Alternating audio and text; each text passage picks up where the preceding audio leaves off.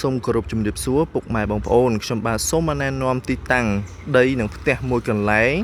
ដែលស្ថិតនៅភូមិមុងបារាំងសង្កាត់ផ្អេក្រុងកំពង់ឆ្នាំងខេត្តកំពង់ឆ្នាំងបាទទីតាំងនេះគឺងាយស្រួលរកមែនទែនមកពីខាងសាលាប្រៃហូមត្រឹមតែ200ម៉ែត្រទេមកដល់ទីតាំងដីនេះតែម្ដងហើយចុះមកពីផ្លូវបេតុងហើយនៅកន្លែងតារាងបាល់វានត្រីណាពុកម៉ែបងប្អូនបាទនេះតារាងបាល់វានត្រីនេះតែម្ដងមកត្រឹមតែ90ម៉ែត្រទេមកដល់ទីតាំងដីនេះតែម្ដងដីហើយនឹងផ្ទះនេះតែម្ដងណាពុកម៉ែបងប្អូនបាទនេះកន្លែងហាងកាហ្វេរបស់គាត់ដែលគាត់ក៏បើកលក់រាល់ថ្ងៃនេះណាពុកម៉ែបងប្អូនបាទដីរបស់គាត់នេះគឺមានទំហំ20គុណនឹង30ម៉ែត្រហើយផ្ទះរបស់គាត់មានទំហំ5ម៉ែត្រជាងគុណនឹង16ម៉ែត្រណាពុកម៉ែបងប្អូនមានបន្ទប់គេង2ហើយនឹងបន្ទប់ទឹក2មានខាងក្នុងមួយនិងខាងក្រៅមួយផងដែរបាទនេះឥឡូវនេះយើងមកដល់ខាងមុខផ្ទះរបស់គាត់នេះតែម្ដងបាទនេះខាងមុខផ្ទះរបស់គាត់តែម្ដងហើយផ្លូវរបស់គាត់នេះនៅខាងមុខនេះរៀងខូចខាតបន្តិចប៉ុន្តែអត់អីទេគេនឹងត្រៀមនឹងចាក់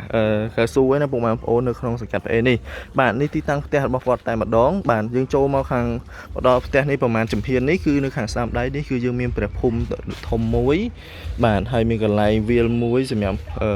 លេងឲ្យកូនក្មេងរត់លេងណាពុកម៉ែបងប្អូនហើយនេះជា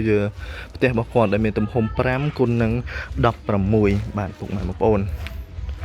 បាទនេះយើងថតពីខាងក្រៅនេះតែម្ដងបាទឃើញផ្ទះរបស់គាត់ស្អាតមែនទែនបងប្អូនធំទូលាយបាទហើយយរួមទៅគាត់តុបតែងស្អាតមែនទែនណាពុកម៉ែបងប្អូនមានដាំរុក្ខជាតិតុបតែងផ្ទះលំអងពិតជាស្អាតមែនទែនបាទយើងចូលមកដល់ផ្លូវចូលនេះគឺចូលមកដល់គឺយើងមានកន្លែងអង្គុយទទួលភ្ញៀវបាទមានកន្លែងអង្គុយទទួលភ្ញៀវបាទហើយយើងចូលទៅមុខបន្តិចគឺមានកន្លែងមើលទូហើយនឹងកន្លែងអង្គុយលេងខាងនេះកន្លែងអង្គុយលេងផងដែរណាពុកម៉ែបងប្អូនហើយខាងនេះបន្ទប់គេងរបស់មេគ្រួសារណាពុកម៉ែបងប្អូនបាទហើយយើងបន្តទៅមុខទៀត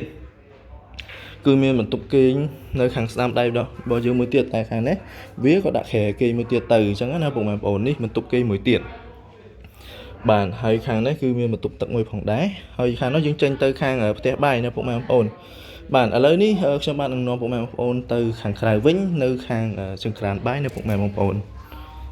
បាទឥឡូវនេះយើងចេញមកខាងក្រៅវិញហើយបាទដើម្បីមកថតទីតាំងបន្តឲ្យពុកម៉ែបងប្អូនហើយខាងនេះយើងមានកន្លែងអង្គុយលេងច្រើនមែនតើហើយកន្លែងគាត់តុបតែងផ្ទះគាត់រៀបចំស្អាតបាទមែនតើបាទពុកម៉ែបងប្អូនបាទនេះមានទងបាទមានទងហើយនៅខាងក្រៅមានបន្លែបង្ការគាត់ដាំមានចេកមានបន្លែមានជីមានផ្កាច្រើនណាបងប្អូនមានបងមានអីអង្គុយហើយនេះខាងចង្ក្រានបាយរបស់គាត់ណាពុកម៉ែបងប្អូនដីរបស់គាត់មានទំហំ20គុណនឹង30ម៉ែត្រណាពុកម៉ែបងប្អូនគឺងាយស្រួលមែនតើក្នុងការរស់នៅពុកម៉ែបងប្អូនមានផ្ទះមានចង្ក្រានបាយអញ្ចឹងហើយពុកម៉ែបងប្អូនមានតម្រូវការអាចអញ្ជើញមកទីតាំងផ្ទះនិងដីនេះបានណាពុកម៉ែបងប្អូនបាទអញ្ចឹងអរគុណច្រើនណាពុកម៉ែបងប្អូន